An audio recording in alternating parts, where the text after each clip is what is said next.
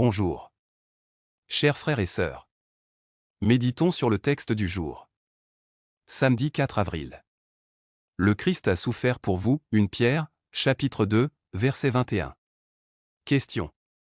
Que nous enseigne la souffrance de Jésus sur l'amour de Jéhovah? En méditant sur les derniers instants de la vie de Jésus, nous découvrons combien nous sommes précieux aux yeux de notre Créateur. Jéhovah n'a pas offert ce qui lui restait, il a donné ce qu'il aimait le plus. Chaque seconde de souffrance endurée par Jésus a été le prix payé pour notre liberté. Satan prétendait que personne ne resterait fidèle sous la pression. Job, chapitre 2, versets 1 à 5.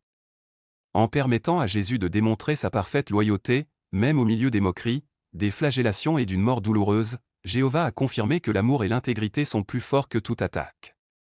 Jéhovah a été témoin, du ciel, de chaque insulte et de chaque blessure infligée à son Fils bien-aimé. Matthieu, chapitre 27, versets 28 à 31. Bien qu'il eût le pouvoir absolu de mettre fin à nos souffrances en un instant, il a choisi de ne pas le faire.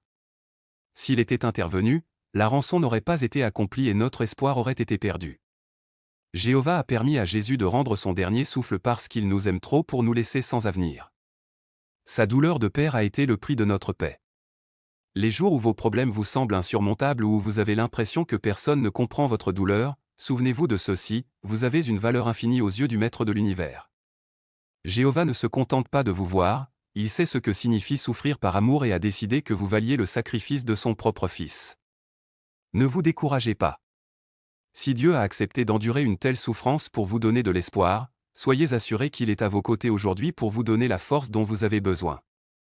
Vous êtes une personne vraiment spéciale, un joyau précieux pour lequel la plus haute rançon a été payée. Votre avenir est en sécurité entre les mains d'un Dieu qui vous aime profondément. Lecture biblique pour le mémorial, le jour, 15 Nisan, Matthieu, chapitre 27, versets 62 à 66, après le coucher du soleil, 16 Nisan, Jean, chapitre 20, verset 1. À demain. Passez une excellente journée. Que Dieu vous bénisse.